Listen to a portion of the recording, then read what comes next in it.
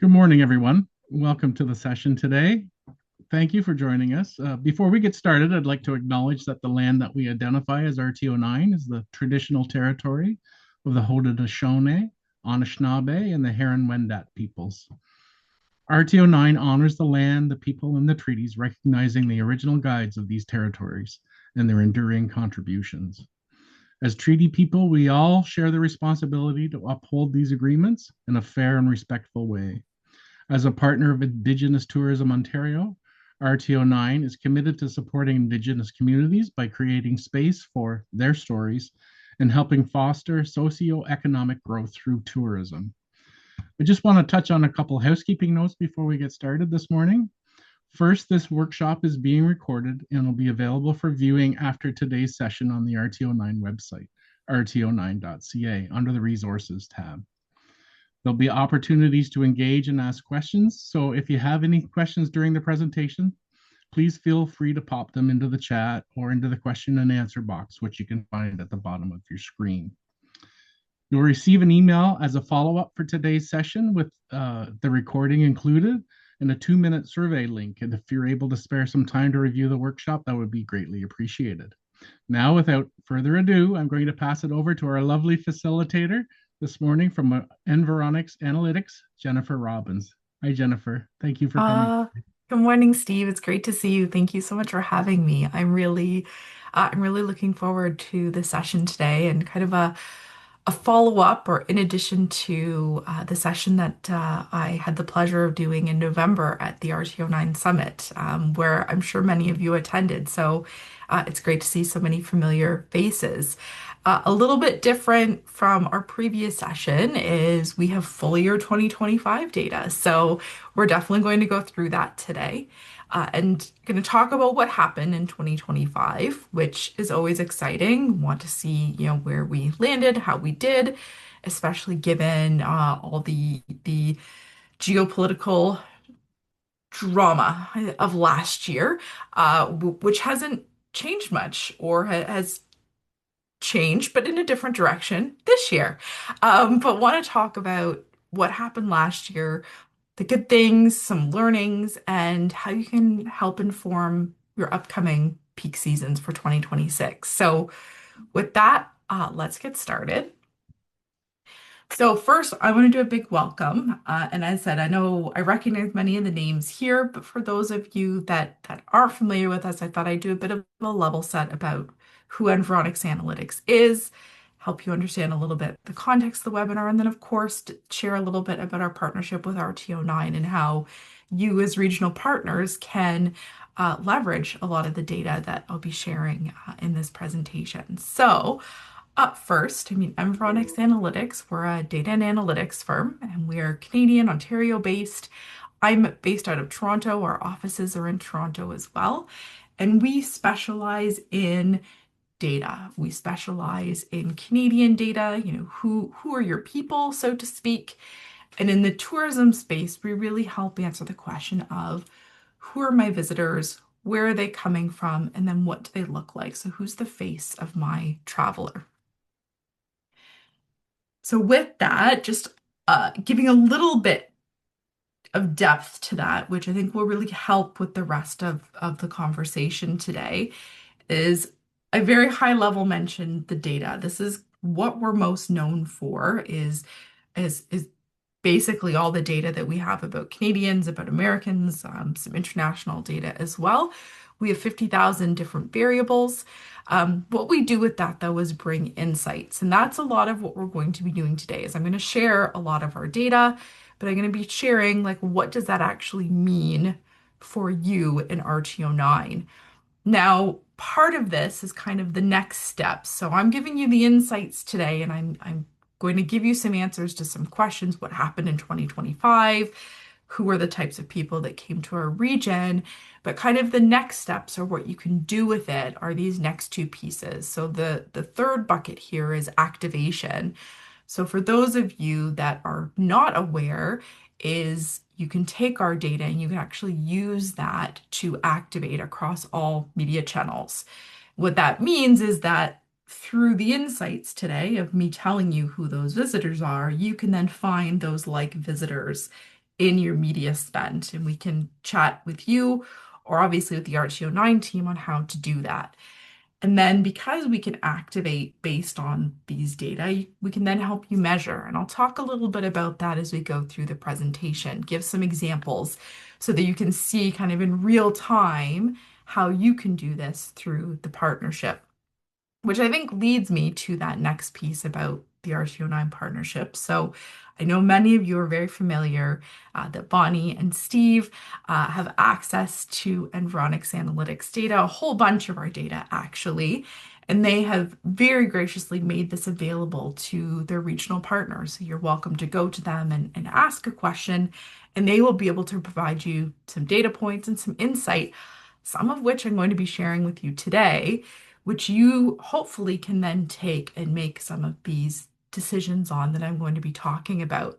So that's kind of why I want to give you this full picture view so that when you reach out to Bonnie, Steve, Meg, other folks at RTO9, you know, here's what I can actually do with the data. Now, I would be remiss to keep going, and for those of you that saw me in November, you know that I shared this slide as well. But I wouldn't do this presentation justice if I didn't take a pause and talk about Prism. So historically, what EA is most, I didn't touch anything. Here we go. Historically, what EA is most known for is actually Prism, which is our lifestyle segmentation system. And so what we've done, we've taken those 50,000 different variables, we've modeled them out across the country, and we've effectively found personas of Canadians. And so there's 67 unique Canadian personas. If you want to put your phone up to the screen, you can click the QR code. It will take you to our lookup. You put in your postal code, and it will tell you which Prism segment has been assigned to your postal code. And we basically use this to help answer the question of who are my visitors. And we have the equivalent for our US visitors as well. So you can put those personas to both your Canadian and your US visitors. If you really want to, we can do international, but I don't have a lookup for that one, is what I would say. But this is important as we go into the story of what's happened in the RTO9 region and, of course, some of your very specific regions. All right. So let's dig in. So, what actually happened in 2025? So, the last time that we spoke in November, I did a point in time, I believe it was up until July of 2025 that we got to share at that time. That was the data that was available. So this time I'm going to go through the whole year. What did we see? What was really interesting? And how did things change? Now, at the beginning of last year, we know that there was a lot of geopolitical turmoil. We had a brand new president to our neighbors in the south. We had some tariffs coming into play. We had the Canadian Elbows Up campaign to really buy Canadian, which stayed throughout the year, which changed a little bit to Elbows Up, Arms Open from a tourism lens. And then things have continued to change since then. So, taking some of those learnings and some of those insights, how are we then going to apply them to 2026? But keeping all of this in mind, how did things shake out for RTO9? I know when we last spoke, shared that the US was looking a bit softer in terms of visitation. How did that translate for the rest of the year? How does it look for RTO9 versus the rest of the region? Uh, I'm not going to hold you in further suspense. Let's dig in. So that's what we're going to do today is really talk about 2025 and then also think about how do you take this and apply it to 2026? I know everybody is full steam ahead for your 2026 peak season, so summer season preparations and getting those media and getting yourselves out in front of folks. So hopefully you can take some of these learnings and apply those to some of those campaigns that you have out at the moment. So let's get started. Up first, I always like to start super high level. So super in-depth data slide, very similar to what I shared at the summit. but I always like to start at the beginning. So, how do things look from a national lens? And I'm obviously not going to go into every single data point here, but I want to highlight a few that I think are really important to think about as we go through this. So, very first, up at the top, and I've highlighted nights per trip, but I'm going to actually start with our nights and our trips. Both of those, I'm not even going to look at the number, but I'm going to look at that green box below them. The green box is telling me that both nights and trips are up nationally. So, this is saying that actually Canada, we did pretty well from a visitation standpoint in 2025, which is great. But I've highlighted this nights per trip because it dropped by about 6%. So meaning that in 2024, that nights per trip was higher. So there's a little bit of a trend going on here. And unlike every other presentation I do, I'm going to try not to do spoiler alerts for future insights, future takeaways. But there is a story here, and I think this is both something to keep in mind, and I also think that this is an opportunity as well for folks. The other thing I want to highlight, of course, is our friends from the US. Unsurprising, I think, to anybody, is that there was a softening in US visitation. So, about a 1% drop in overnight visitors. Now, I do also want to call out and state that I know that cross-border, certainly when we look at StatCan frontier counts, border crossings are probably down at a higher percentage point. But we also need to keep in mind, and sorry, I forgot this part at the beginning, our visitor view data that we're looking at here is only for overnight visitors. So there's no day trip visits in here, which I think really was dramatically impacted by what's going on with the US. So before I go further, let me actually tell you what kind of data we're looking at. I'm so sorry. I just assume everybody was there in November and knows what I'm talking about. So all of the data we're going to talk through right now, with the exception of a few Prism slides, is our visitor view overnight data. So we're looking at overnight visitors to Canada, to your region. And how we come up with this data is we blend a few different things together. It's based on mobile movement data. So whose devices are staying overnight in your region. We're then using frontier counts and the NTS, VTS surveys to help us with modeling out and normalizing and giving us known ceilings. So basically, when we look at the frontier counts, we don't want any of our estimates to go above that. But the mobile movement is really helping us pinpoint where these folks are staying when they actually come into the country. Because the frontier counts is where they're crossing, which in your region, I know you have a few different entry points, so super helpful. But that doesn't necessarily mean those folks are staying when they cross the border in your particular region. So when I show here that the US visitation is softening, down 1%, I am purely talking about overnight visitors to Canada, not your day trippers. And this is the whole country, so everywhere. Promise we'll go a little bit deeper. The other thing, of course, I want to highlight is Ontario, because that's where we're based out of, where you're based out of. And so Ontario had also a pretty positive visitation or kind of year in terms of visitation, up by about almost 2.5% really for the province. So giving that lovely level set, we've got a down in nights per trip. We've got slight softening in US travelers, but Ontario as a whole looks okay. So let's naturally take it one step deeper and start to look at Ontario itself. So again, looking at those overnight visitors, first thing I'm going to call out is actually Ontario has an even lower, a bigger drop in that nights per trip, which I'll give you the answer in a few slides of why this is happening and where this is coming from and kind of what you can do about it. But that I think is really interesting. So when you look at kind of the national view, yep, nights per trip is softening.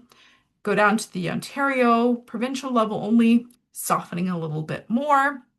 So there's definitely something going on here.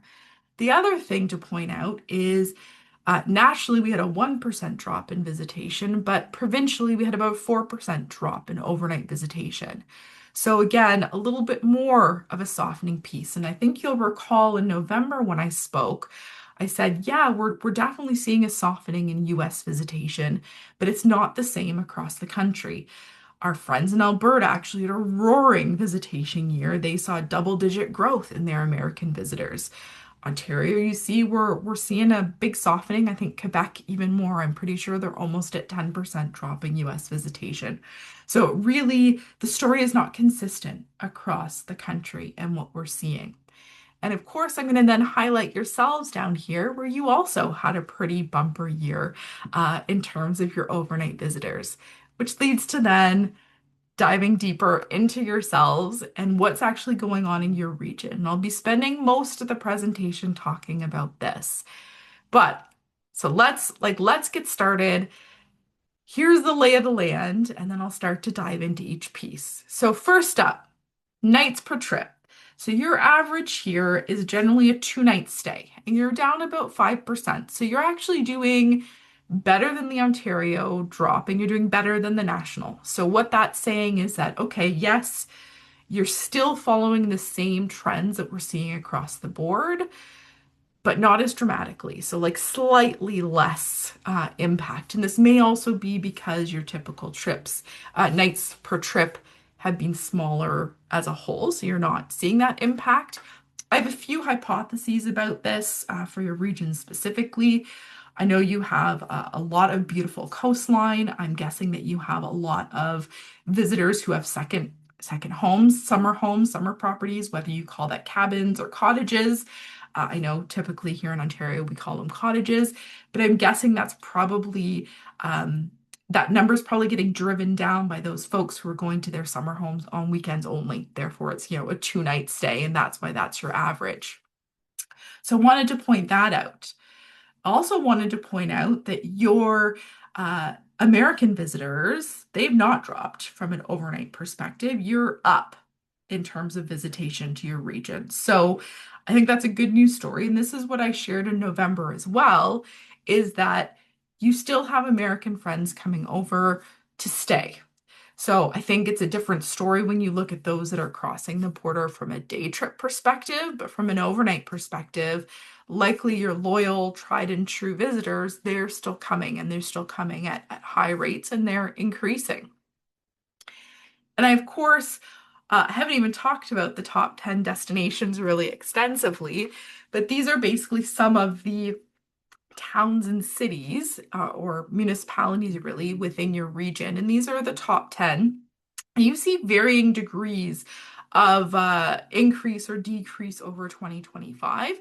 And I'm simply just highlighting the two largest, Cornwall and Loyalist. You saw some double-digit growth over 2024, which is really exciting. And I will circle back to both of them as we go through the presentation. Spoiler on this one, you're both my use cases for both domestic and then for US, which is a really good segue. Let's dig into domestic. I like to break these up because there are two very different trends that we're seeing. Domestic travel is up. We saw that in all the previous slides. US travel is soft. I'm not saying it's down because really a 1%, even under a 5% drop is softening versus falling off a cliff. But what's going on these fronts? And it's really a tale of two different countries, a tale of two different priorities, of two different travel patterns as well. So starting up at the top, looking at Ontario as a whole, this time I filtered this purely by province of Ontario to domestic visitors. So it's a little bit of different numbers, a little similar. Number one, we still have, unsurprising to everybody, is Ontarians still make up the number one visitors to Ontario. No surprise here. We're still make up, your 95% of domestic visitors are coming from within the province. And this is up over 2024. So up almost just over 4% here. And I think this is my little bit of that answer to that spoiler about that nights per trip. I think this has a lot to do with that nights per trip. We're seeing this consistently across the country in many different provinces. But what the story seems to be here is that Buy Canadian, that Stay Canadian message has resonated really well. Canadians have risen to the challenge, Ontarians have risen to the challenge, and they are doing that. So they're choosing to stay within the country, and they're also choosing to stay more locally as well. But as such, it looks like what they're doing is taking more trips or visiting more regions, but for less time. So instead of spending your 2 week holiday in Florida, for example, they're taking whether it be that funds or those times, and they're spending, a weekend in Prince Edward County. They're then spending a weekend in Ottawa. They're spending a weekend in Toronto instead. And so that's really shortening that nights per trip that you would otherwise see if folks are spending a long vacation in a certain area. The other thing I wanted to point out, back on the provinces side, is that you're kind of seeing a decrease in visitation from all our other provinces. So that I thought was really interesting. But if you look at visitation, like province by province, you look at Quebec, you look at BC, you look at Alberta, you do see, those bumps in each of those. So it's kind of telling the same story as this buy Canadian, buy local. Folks are doing just that. Now, on the flip side, taking a look at all of the regions here, is the vast majority of the RTOs across the province have done really, really well. The GTA, or not the G, yes, sorry, the GTA is leading the pack at just over 11% growth. And you go on from there, and I see yourselves here, not at the bottom, but closer to the bottom of the top 10, just purely based on volume of visitors. You also saw growth as well, and I'm really looking forward to digging into that a bit more. All right, over to yourselves. Let's dig in here. So, couple really neat things. One, pointing out the nights per trip. I think I've kind of explained what's going on here, and you'll see this much more evidently when we look at the US data. Uh, that very much that nights per trip is being hugely driven by domestic visitation. But unlike Ontario, what I thought was really cool about your region is that you're also seeing a really big uptick in visitors from Quebec. Now, I was not surprised to see this because I know that our friends in Quebec took that buy Canadian, stay local very, very much to heart. And we saw a huge increase in visitation from Quebecers in the Atlantic provinces. I'm not surprised that we're seeing a big increase in that visitation to your region as well, given your close proximity and how easy it is for them to drive across the provincial boundaries and into your region as well. Then, of course, pointing out as well, Cornwall and Loyalist also showing big increases from a domestic visitation as well. So, thought that was interesting. Now, I wanted to dig a little bit deeper here because this is, I'm giving you this high level picture at the moment, and not really starting to get into like, okay, so what do I do with this? This is where I start to get into like, what do I do with this part of the presentation?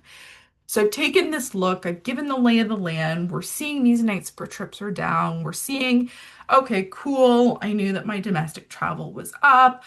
I know that US is softening, but is soft and not off a cliff. So what do I do with it? And pardon me, just my nose. Um, okay. So I'm breaking this down even further and not just looking at origins by province. I want to look at origins by top cities. So where are folks, like the top cities that folks are coming from.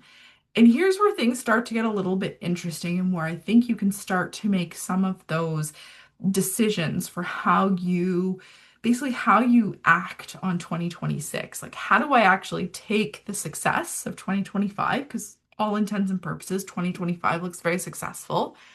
And then how do I use it to inform 2026 or increase that 2026 visitation? So, a couple things. Ottawa, Montreal, Gatineau saw huge increases in visitation to your region, which I think is really interesting. Not surprising, but interesting. So, double-digit growth on all of these.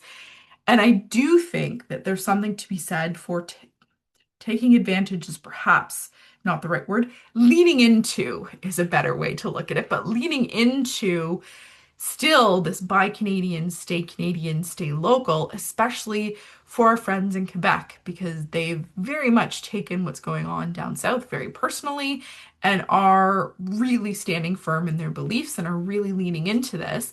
And you are basically a playground right next to them. And so, looking at both Montreal and Gatineau popping up so strongly, I think this is a great opportunity to lean into attracting more folks from Quebec into your region. And I think same thing with Ottawa. I mean, I'm guessing that there's a lot of folks from the Ottawa region that are coming into your neck of the woods again, probably for second homes, for some of your really wonderful festivals and events, so on and so forth. Now, the other thing I wanted to point out is some of the decreases, because these I also thought was really interesting. All the areas that I'm highlighting are basically the GTHA, so the Golden Horseshoe. So Toronto, okay, down 4%. But you see your Bramptons and your Mississaugas of the world are down quite significantly. And so you can view this as two ways, is okay, so I actually saw this big decrease in folks from the GTA. Um, do I change my tactics and, really push towards Quebec? Totally an option. I know there's only so many marketing dollars to go around. Totally legit answer. Or do I just get more strategic in who I'm targeting in these regions? Also, a viable answer. You're going to be targeting the GTA, huge population, huge market.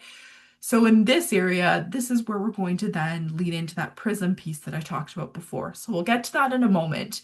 But basically, like, how do you then go in and dig into this and see where that opportunity is within these markets to, again, ensure that you are still marketing, still staying relevant in those regions, but also still reaching the right people. So, after I took a look at the census subdivisions, the cities, like the origins of where folks are coming, I also wanted to take a look at that seasonality piece because I wondered if there was maybe more to the story than perhaps what I was seeing.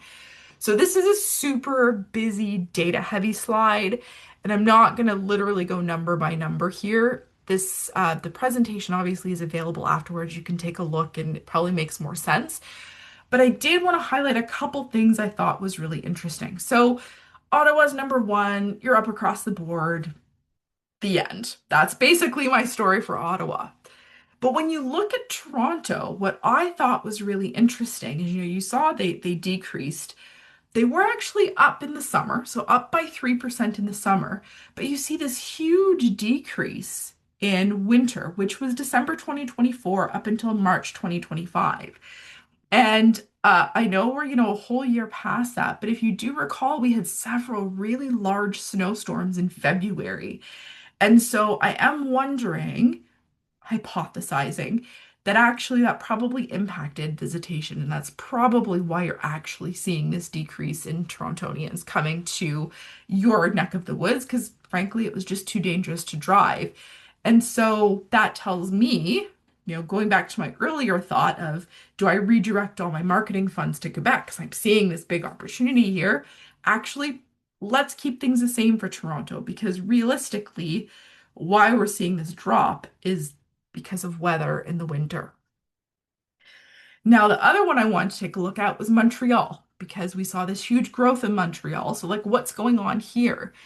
And this one I thought was really, really cool because, again, we already saw this big growth. But for Montreal, you're seeing this across spring, summer, and fall.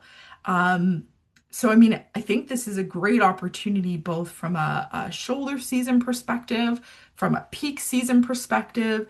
So, I would still take this as a great opportunity to lean into Montreal and folks from Montreal and getting them to come to your region.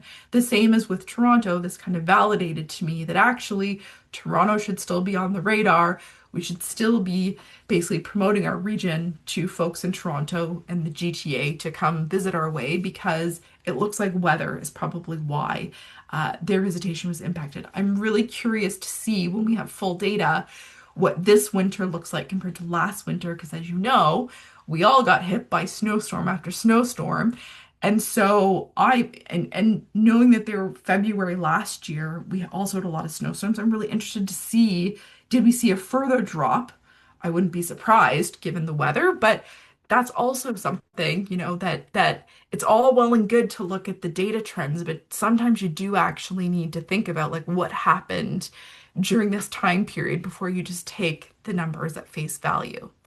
So here's the rest of them. As I said, I'm literally not going through all the numbers, but they will be available to you afterwards. So I took this, okay, I took a look at all the CSDs, saw this trend, took a look at the seasonality. My next little piece, and I have three different profiles for you. So if we remember Prism up at the top, one of the things that we've done, and many of you have seen this before, but we're in partnership with Destination Canada. We have married Prism with the Destination Canada traveler segments. So what you're looking at here is a profile, a summer profile, because that's your biggest season, it's the biggest growth across all of these regions. But I took a Prism profile, grouped it together by the Destination Canada segments, and kind of took a look at who's coming from where. And so I have Ottawa, I have Toronto, and I have Montreal next. And this, again, goes back to my earlier comment for Toronto specifically, where you see that decline. And if we only looked at that decline, what do you do with it? Is you'd want to see the types of visitors, like where are we seeing the change in visitation, so that when you do go to serve up those ads, you do go to serve those promotions, that you can, instead of just blanketing all of Toronto, you can serve them up to the types of folks that are actually going to be coming to you. So that's why I've run these profiles, and I ran them for all three eggs. I wanted to see how different they were, and they are different, which is why we're seeing them all, but also to show you how you can use them differently. So this is a profile of your Ottawa summer visitors, and Ottawa is I think really interesting because you kind of have all of the different traveler segments that are coming. You've got in yellow here at the end, you've got Fun and Sun families. It makes up a huge proportion of visitors from Ottawa. Lots of family groups coming probably for their summer vacation. But you also have your culture seekers, simplicity lovers, um, and everybody's in the positive. So Ottawa was not a great use case for who do you target and who do you refine to. You got a lot of options for Ottawa. But when we toggle over to Toronto in the summer, the profile completely changes. And really, the biggest opportunity is your culture seekers here, second bar in, number two there, and kind of the periwinkle color. They make up basically 50% of the visitors from Toronto itself, which says to me that these are the folks that you need to focus on. And if you look at the itty bitty numbers at the bottom, they're also up almost 6% over last year. So they are above that, I think, 3.8% growth that we saw for Toronto itself. They're at 5.8%. So a bit of a lift in terms of that group as well. And you'll probably look there and numbers say, oh, but Jennifer, I see that one that's at a 10.4. Great, but they make up less than 1% of those that are coming to overnight visitation. So while that's good news story, they're a teeny, teeny, tiny proportion of visitors to your area. And so you kind of want to look at both of those in conjunction. And then when we toggle over to Montreal, again, a slightly different profile as well. And you've kind of got two different stories going on here. Again, in the periwinkle, culture seekers is definitely that biggest group, making up 42% and up almost 25%. But you also have your city trippers that's growing exponentially. They're up 22% over previous years, and that's really interesting because they're definitely not your large, or they're that means that they're not historically one of your larger groups that's coming. And so I think that's a really great opportunity to lean into. Like, what do city trippers like and need and want from a visitor experience perspective? And so I'll give you some examples of how you can dig into that. It's a good segue, I think, to this one. So going back up to the top, we've seen this slide before. I spoiler alerted, I'm going to pick on your Cornwall and your Loyalist. In this example, I'm picking on Loyalist. So we saw Loyalist was up 14%. From a domestic visitation. So I've just given you this big story about how you can use our data. We're going to specifically talk about Loyalist. So we see up 14%.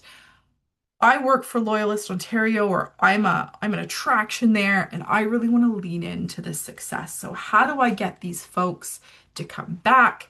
How do I continue the momentum of what I had in 2025? So let's talk about how you do that. So very first up, again, I switched up at the top. You can see Loyalist. You can see Loyalist in the map here as well. Where are folks coming from? That's the first thing that I want to take a look at. And so I see here Toronto is number one. I mean, Ottawa obviously is huge. I'm just doing a use case example. I'm going to pick on Toronto. I'm also located there. And as Steve knows, I joke on almost every call, center of the universe. So of course I'm going to pick Toronto to do the example. So I'm loyalist. I see I've got huge increase in visitors from Toronto to my region. How do I lean into this? Like, how do I use this? So, of course, I go back to this Destination Canada traveler segment profile. Like, what am I seeing? What is interesting? And who should I be targeting? And in this case, very similar to what we saw before, culture seekers, they make up 45% of the folks who came to Loyalist. Um, Again, I'm looking at summertime here, but they made up 45% of my overnights to the region. They're up 40% over last year. Fantastic. I would like to basically build up a campaign that really speaks to a culture seeker. And so I'm actually going to leverage Destination Canada's amazing tools that they provided to the industry. And so I did a very, very quick and easy plug into their Aurora AI. So doing a shameless plug for Destination Canada here, because I think this tool is very cool. But they have built the Aurora AI, the Traveler Twin, where basically all of the fantastic insights that they have on their traveler segments, they've made it available in an AI tool where you can type in questions and you can get it to test some of your ads. They've given some really great use cases in their webinars. I did a very simple prompt here. Anyone from Loyalist on the call, I do not recommend that you use exactly what I put on the screen, but this is a great starting point. But I basically put in, okay, I am from Loyalist, Ontario. I would like to attract more culture seekers from Toronto. What would appeal to me? And so it put together uh, these suggestions of things that culture seekers from Toronto might like. So, some examples, I'm going to pull out one word's a historic inn or the living history of Loyalist Ontario. And it may have taken that from your website, I didn't check, but this is a really great way that you can then take that data, those insights, and start to apply it in your everyday work. Okay. So, US, which I know is what most folks are really interested in, 'cause I think everybody knows we've done well domestically, but how are things going US? So, going back up to the top, so we saw this slide already where we're up almost 30% in terms of US visitation. Now I'm going to start to really dig in here. So first up, similar to what I did for domestic, I'm cutting this by states. So like where are folks coming from? And sorry, I'm not going to do states first. Uh, First thing I want to call out here is the nights per trip up at the top. You'll see from a US standpoint, this is up. So this is basically just proving or kind of validating the hypothesis, and then what we're inferring from our data is that it's really domestic visitors that are driving down that nights per trip. Because when you isolate the US, their nights per trip is actually up. So, what this means is that when you're getting Americans to cross the border and to come stay in your region, they are actually staying slightly longer than what they did in 2024, which is a pretty good news story and absolutely something to lean into. Now we'll look at the states that they're coming from. And I've highlighted all of them because everybody's in the green. They're all increasing, all in double digits. So, you've got a lot of visitors coming from a lot of different places. Now, of course, I want to pull up the individual regions that you have within, and you'll also see some huge growth across the board. Sorry, across the board, I've highlighted everybody. I think Rideau Lakes, slightly soft, pardon me, slightly softer, but otherwise, everybody else is super positive across the board. So in this case, I did a little bit of a different view than what we saw in domestic. I wanted to kind of plot out what that year over year trend line looked like and from the top three states. So on this slide here, you've got Illinois, you have New York, you have Pennsylvania. And really, I mean, I don't think anyone is probably surprised about the top states. But you definitely see very consistent trend lines year over year, with kind of 2024 being a bit softer from a US side compared to 23. But huge peaks for all of those states in the summer. And again, not super surprising, but I did think it was a really useful visual just to see, especially for those shoulder seasons where there's perhaps some opportunity to lean in a little bit more to those states that are actually coming. Now, very similar to what I did with domestic, I also want to take a look at those Destination Canada traveler segments, like where are we doing well? Who's coming from the US and what do they look like? And there's some interesting things going on here. Very, very different from a domestic view. Um, you got some huge growth in not just these three segments that I've highlighted, but I mean, your culture seekers has basically doubled since last summer, which is really, really interesting. Obviously, there's probably a change in the messaging that everyone's using or leveraging or things that you're highlighting that seems to be really appealing to folks from this group. But you also have city trippers have grown, refined globetrotters as well. So there's a really interesting profile and a lot of opportunity to grow with all of these segments. And really, I think it's worth digging into what these segments mean and how you can attract them back. And I would certainly want to point out here, refined globetrotters specifically. I haven't mentioned it yet, but as all of you know, we have this very major international sporting event coming in June and July. Congratulations to our folks from Kingston. We hear that you are hosting a FIFA watch party. Super, super exciting. I think the entire Cross Canada campaign is amazing, and I'm really looking forward to pulling some data and seeing how it goes, but also getting to participate myself.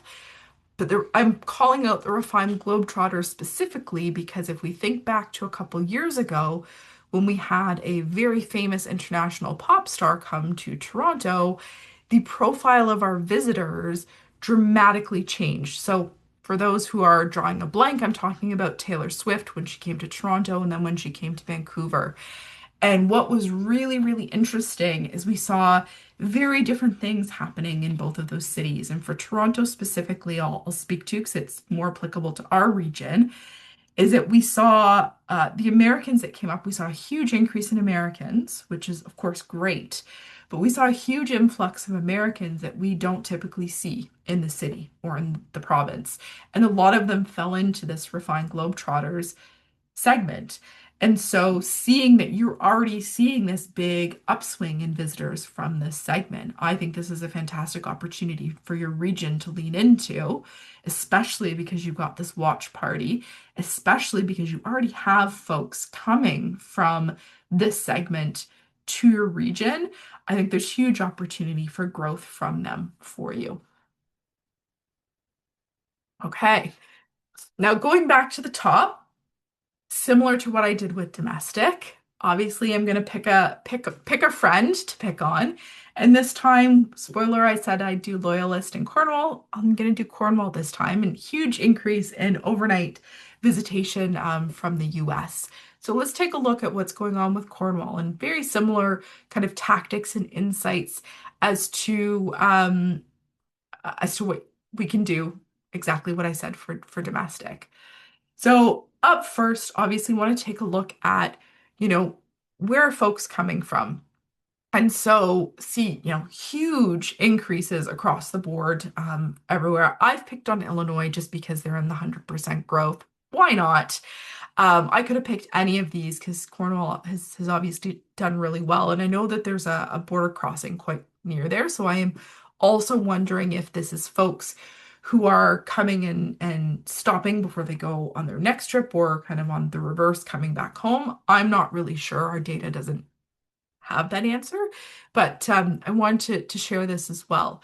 But if I take Illinois, very, very similar to what I've done before, taking in this case Prism Premier and then grouping it together by the Destination Canada segments and taking a look. I mean, in this case, similar kind of story, have increases across the board, huge increase year over year. In this instance, I picked city trippers, mostly to be a little bit different from what we've already looked at, but also because they are, 1 in 5 visitors that have been coming to Cornwall. And these are folks that certainly like to do like weekends away. And so just curious to see what what comes up for them. So I'm putting again my hat. I'm Cornwall, Ontario. I'm looking to target in the US, and I would like to get more city trippers to come my way. Like, what kind of messaging and what do I need to serve them? So I did the same thing that I did with our domestic example, and I turned to Aurora AI and I said, all right, I am Cornwall, Ontario, and I would like to bring more folks from city trippers from Illinois into my region. And I actually got a really robust answer. So I only gave you a snapshot here, but they had suggestions for if they're a social adventure, i.e., festivals, events, what have you. Also, culinary explorer. There were several other examples. So, like, kind of what's fun that you can do within a weekend and gave different categories of it. This was a really great suggestion or really great ideas from Aurora AI to be able to use from a US perspective. So that's our US. Gonna take a breather, gonna have a sip of water. We had a couple of questions come in, Jennifer. Maybe we can touch on Sure. them right now. Of one of the listeners, can we see corporate versus leisure travel in your Environics Analytics? And what are non-travelers? Great question. So at this point in time, we cannot distinguish between corporate and leisure travelers. So this is all overnight visitors. And when we say all overnight visitors, we are not talking about folks who stay in hotels. We're talking about folks who stay in hotels, who stay in motels, who stay on campgrounds, who visit their summer homes. I mentioned cottages a few times, who have stayed with friends or visiting friends and relatives. Basically, if your device has entered your region and has stayed overnight, so if that device is more than 40 kilometers away from home and has stayed overnight in your region, they're getting picked up. And obviously some of these increases that you're seeing may be because of large events that have happened, so large conferences that you're aware of, and that usually you having that knowledge can pick up on and can see within the data. I do not have all conferences memorized across the country, so unfortunately can't comment to that, but this would be everybody. And so again, it's taking the data, but also putting on the lens of like, what does this actually mean for my region? And so that's the example of the snowstorms. Okay. That makes sense from a winter perspective, but another really good example, and this is not for your region, but this is actually for Calgary, is they hosted Rotary International last June. And they saw a massive influx of visitors in June, like huge, like double digit. I think it was like 33% growth in visitors. Um, to Calgary for June purely because of that conference. And so also taking that lens when you're looking at the data to be like, oh, okay, yep, this makes sense why we're seeing X country or X state or what have you increase, even city and domestic city as well, because we've hosted this conference. So that was the first question. And your second question, Steve, I'm so sorry. Can you repeat it? What is a non-traveler? Oh, non-travel. Excellent. Within within Prism and within Prism Premier, I'll go with Prism because it's easier to explain. So there are 67 segments in Prism, as you saw on the lovely slide up at the top.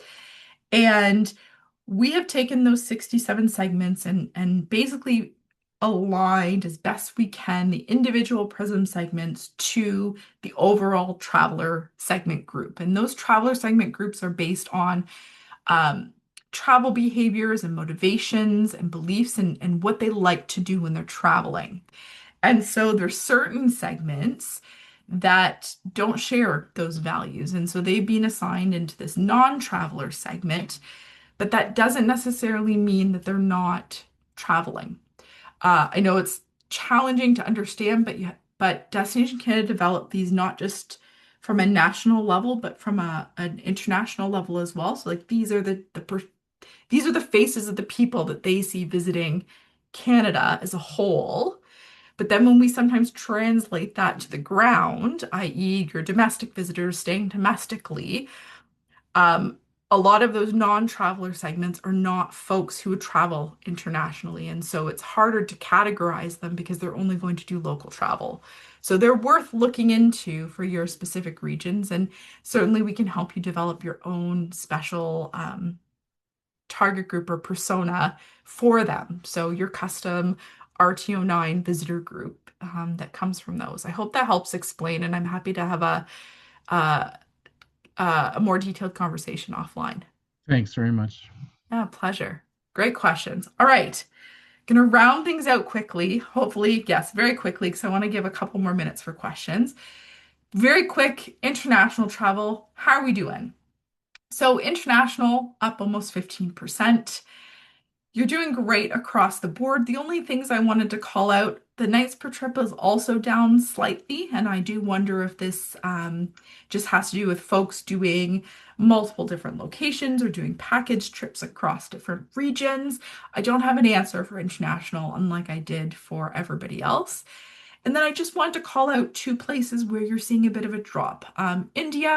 India, we're seeing a drop across the board from a national lens as well. And then, of course, Switzerland. But all other countries, I mean, Italy, you're seeing 66% growth. I mean, you're doing really, really well from an international perspective.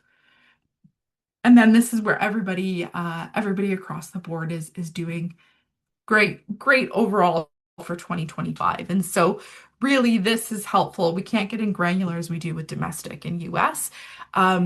But this is just helpful to know to keep leaning into those partnerships and keep obviously partnering with Destination Ontario, Destination Canada to help promote your region for all those international partners. Oh yes, I highlighted here. And I love this slide, and so this is where I snuck it in, but this is your year-over-year trend line, and you can see 2025 did incredibly well from an international perspective. And then lastly, I always like to end things with a sneak peek, and sadly, this sneak peek is not as great as I would like. And I think that has to do a lot with the snow because we see a lot of red, although US overnights are up, and I feel like the US overnights are probably up because of the snow. So folks perhaps got stranded, so they couldn't make their way home. But this is just January. So we have our leading indicators out for February, but again, they're leading indicators, and I like to use final estimates. And so January is off to a little bit of a rocky start, but given the weather, given that it's January, I'm not putting too much stock in this. And I look forward to giving more updates in November when I see you.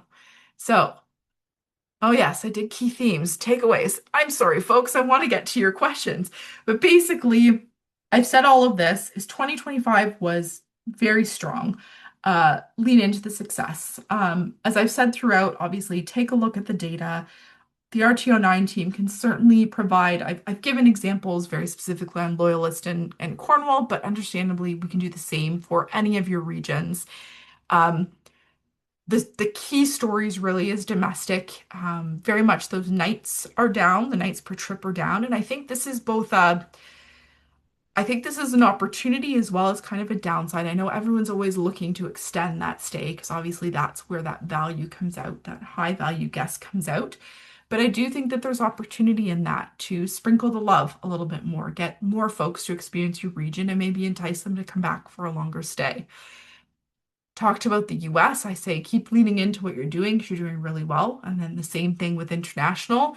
And kind of as my example give off with FIFA is very much embrace the opportunity to put yourselves at the forefront as those international visitors. I do think there's going to be interest, not just during the games, but certainly afterwards. It is only 6 weeks in June and July, and I really hope that we see a lot of fruit from all that effort. So with that, I am going to end.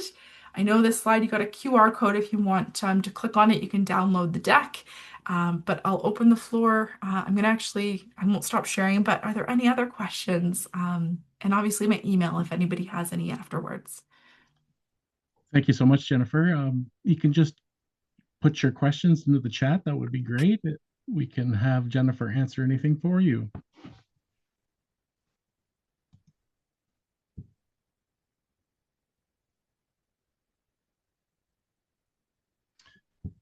I am a marketing firm that works with tourism businesses. How can I access this data for work for clients? That's a great question. Certainly send me a note. But if clients are interested in having this data to inform their marketing, I mean, we can work on a collaboration between yourself, your client, and EA. But yeah, the data is available for us to do something like that. And I can also add, you can work with your destination marketing organization to ask these questions and get these questions to the RTO, and we can hopefully try to answer some of the questions for you. Amazing. Is there much difference between Ottawa and Gatineau data? Um, and so I think so I'm going to assume this is what you mean is that is there a difference between the visitor coming from Ottawa versus the visitor coming from Gatineau? That's a great question. And I would say yes. I'm happy to actually take a look and confirm, but I do know that from a population makeup, there is a difference between those who live on one side of the river versus the other. So I'm going to assume, I don't know, but I'm going to assume that the profile of the visitors coming from each is different. And especially since we're seeing this increase in folks from Gatineau coming to your region, I would guess that there's probably some newer folks or some different folks who are coming from that region that we haven't historically seen. That's a great question, and I will poke around and see what I can find. Next question from Leslie. How accurate is this data? That's a great question. So, because we're using big data, so we're using big mobile movement data in our VisitorView data set, there's billions of rows of data, it's unlike survey data where you can say a plus or minus X percentage confidence interval. Um, what I mean, we have spent 2 years developing this data. So from that perspective, we are very confident in what we're seeing, but it is still estimates. So that's a little bit of a wishy-washy answer, but that would be how I would answer the question. We are leading into StatsCan frontier counts to ensure that we're not grossly overestimating or, off the charts. But I certainly would be comfortable using this to inform marketing strategies to say, we're up over previous year. I would not use the numbers to say very specifically, we have 1,001 visitors who came from this part of the world. But I would absolutely be using it very confidently from a trend line perspective and from a top origin or a top destination standpoint. And one more question, Jennifer. Mhm. How do you determine the type of travel from device movement, i.e., city tripper versus culture seeker? That's a great question. And you're right, I didn't explain that. And so when we're looking at devices, and this is a little bit of the big data and the complexity of big data, is that all the devices are tied back to what we call a common evening location. So where a device sleeps at night, typically. So if I use myself, for example, my device typically sleeps in Toronto. So my device is being assigned Toronto and is being assigned I'm going to say my postal code, but it's basically it gets pinged off of the towers in my neighborhood, and that's how it gets geolocated. So it's not my house, it's my neighborhood it gets assigned to. And so that's how we're then able to tie it back to either our Prism segment or Prism Premier segment because our data we tie everything back to a geography. And so when we see myself, for example, when I came to Kingston for your summit, my device traveled with me. And it would have seen that I think I stayed 2, if not 3 nights in Kingston. And so my device got pinged and it said, oh, device, whatever secret numbers in the background from this part of Toronto. I happen to be part of Fun and Sun Families would be my segment. Somebody from Fun and Sun Families spent 3 nights in Kingston in November and I would show up as a single visitor because it was only one device, and I would show up as 3 nights, and I would show up as one trip within the data. So that's how we're able to tie it back to the segments and the groups because we tie it back to where your device typically sleeps. Wonderful, Jennifer. Thank you so much for your presentation today. If anyone needs a refresher on what you've learned, you can find a recording today's session at the RTO9 website. We'll make that available once it processes. And a friendly reminder that you'll be receiving a link to a survey if you could spare a few minutes for that. And Jennifer, for being under the weather today, thank you so much again for your great presentation. And I'd like to thank everybody for attending today, and enjoy the rest of your day now. Thank you all.